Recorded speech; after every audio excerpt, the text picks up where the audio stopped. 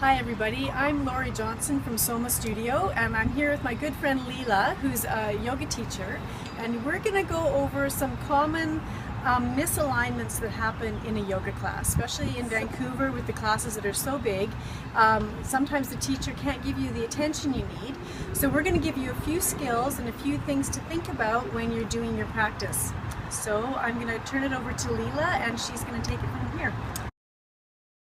We will start with downward facing dog, so please take your dog pose. Now, a common misalignment here is for people to collapse into the shoulder joints, right? So a way to stabilize is to actually back out of the pose here a few inches, and then inhale, shrug the shoulders up toward your ears. So you're creating length for the heart to soften and shoulder blades to draw onto the back body, okay? So we backed out, lengthened, and then shoulder blades to back body. She's going to maintain this alignment as she stretches back into her dog pose. Yeah, and that just gives her a bit more stability and strengthens the back muscles. Good. Now, another thing that we see a lot in down dog, especially if you're tight hamstrings, is a roundedness in the low back. So here, you create a bend about 4 to 6 inches in the knees, and then tip the low back in and up so that there's this really nice action in the sacrum. Sacrum tipping in toward the navel and up toward the head. You'll maintain this action as you push the thighs back. And if that means that your legs don't get all the way straight, it's totally fine. It's more important to have the low back tipping in and up than the legs straight here. For Lori, because she's open, she can scoop her tailbone a little bit, and then, yeah, there you go, and then just stretch through the whole pose, okay? With your inhale, bring whichever foot forward for Warrior One. Yeah, good. So Virabhadrasana 1. Yeah, good. So here, oftentimes the back thigh tends to collapse toward the floor. So Lori, bring your hands to your front thigh, please, and lean forward. As she leans forward, she can push her hands into her front thigh to lift this back thigh bone up, and even, you want to put the heel down? She can even get grounded by putting the heel down.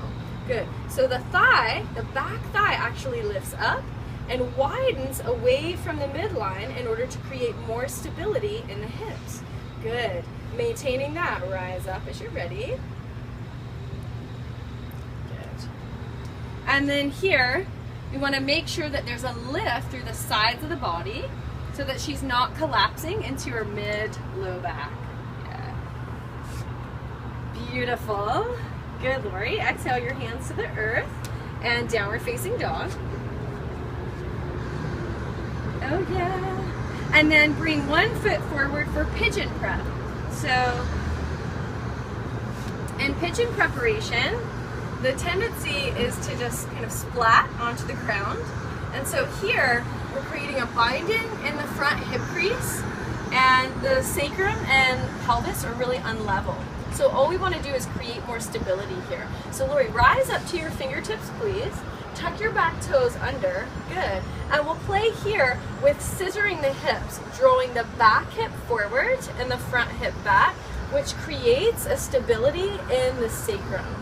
She'll maintain this stability as she lowers her forearms back down to the earth, and stretches from the hips back through the back leg and then forward through the crown of the head, creating an opening through the whole pose. How does that feel? That's great. Awesome. Good. And then from here, she'll come back to downward facing dog. Beautiful. Then come on up.